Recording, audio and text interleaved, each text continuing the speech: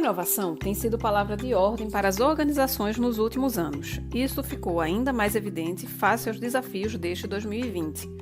E há uma série de metodologias e ferramentas fundamentais que auxiliam essas organizações a incorporar a lógica estruturada da inovação em seus projetos e processos. Sim, quando falamos na busca de soluções por meio da inovação, o termo Design Thinking é talvez o que mais nos chama a atenção. Eu sou Renata Oliveira, professora da UFRPE, e estou aqui com Miguel Luiz, aluno do curso de Administração, para conversarmos um pouco sobre o Design Thinking e sobre o Business Design.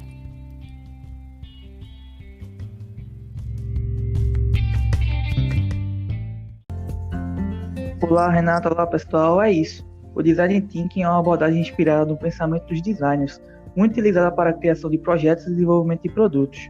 O ponto central da abordagem é o ser humano e os problemas que possam prejudicá-lo ou restringi-lo, quer seja de ordem emocional, cognitiva e estética.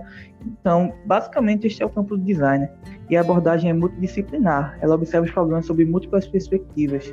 E esse olhar a partir de múltiplas perspectivas facilita a busca de soluções, uma vez que não se pode resolver problemas utilizando a mesma e única lógica de raciocínio que criou esse problema. Exato, Miguel. E levar essa perspectiva para o mundo das organizações faz muito sentido. Continuamente, essas organizações devem rever o seu modelo de negócio ou a sua forma fundamental de capturar e entregar valor para quem está na ponta. Em sendo empresa privada, para os seus clientes, nas organizações públicas, os usuários, a sociedade. O Design Thinking é a abordagem de pensamento que combina a necessidade de um público com as possibilidades de soluções para atender esse público, essa demanda. E no caso de uma organização querer solucionar os seus problemas por meio do design, o que fazer? Vamos lá, Miguel, falar um pouco sobre as etapas do Design Thinking. Vamos lá. Basicamente, a estrutura do Design Thinking é dividida em 4 etapas, com uma 5ª etapa de implementação. A primeira etapa é de imersão.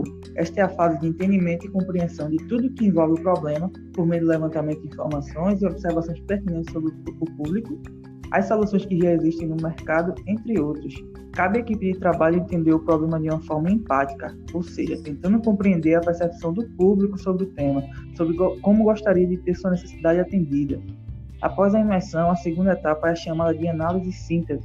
Esta etapa busca organizar os dados coletados com foco em identificar oportunidades e desafios que envolvem o problema identificado na primeira fase. E isso é fundamental para criar o processo de criação da solução. A terceira fase é a de ideação. É considerada a fase do brainstorming. Uma vez entendido o problema, chega a hora de desenvolver uma solução realmente eficaz para o público específico. Nessa geração de ideias, é bem comum utilizar atividades lúdicas ou colaborativas que estimulem a criatividade da equipe de trabalho. Após a ideação, a 4ª fase é a de prototipagem e teste. Aqui, as ideias se transformam em soluções reais, coerentes com os passos anteriores. O quão a solução é aderente considerando o público e o resultado para a empresa. Talvez você já tenha ouvido falar na criação de MVPs, ou mínimo produto viável em português. É possível criar testes com esforços reduzidos e incrementar melhorias de acordo com a demanda. É a prática, mas não em uma escala ampliada. Testes com pequenos grupos de clientes faz sempre muito sentido nessa fase. E assim, inicia a fase de implantação. Após a prototipagem, já é possível ter informações suficientes sobre a solução, seu desempenho e fazer os ajustes necessários para colocar no mercado. E é aí que eu pergunto, como incorporar a lógica do Design Thinking no dia a dia das organizações? A gente tem algumas dicas.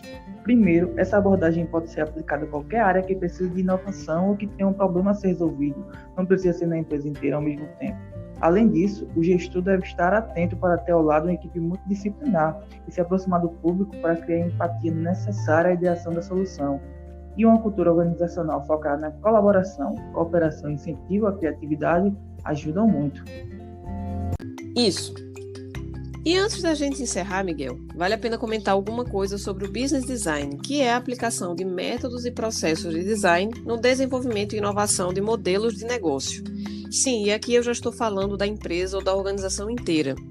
A ideia é fazer um negócio tão belo quanto o design, e belo nesse caso significa efetivo e funcional. A proposta de valor aos clientes é sempre considerada. Quem usaria isso? Como venderíamos? Quem pagaria por isso e quanto? Por que essa ideia é melhor ou diferente das outras soluções que já estão disponíveis? Em outras palavras, e acho que já falei isso, o modelo de negócio é a forma como a empresa captura e entrega valor. Essa definição, aparentemente simples, mas bastante precisa, foi desenvolvida ao longo de 4 anos na tese de doutorado do suíço Alexander Osterwalder, autor do Business Model Canvas. O Canvas, ou quadro, representa em 9 categorias-chave a forma como o negócio funciona de maneira integrada. Essas categorias são proposta de valor, relacionamento com o cliente, segmentos de clientes, canais, fluxos de receita, estrutura de custos, atividades-chave, recursos-chave e parceiros principais. Ao construir o quadro, a equipe de trabalho alimenta cada um desses blocos com as informações relevantes que ajudam a definir o seu negócio. E se essas categorias ou blocos não estão alinhados, podem haver sérios problemas.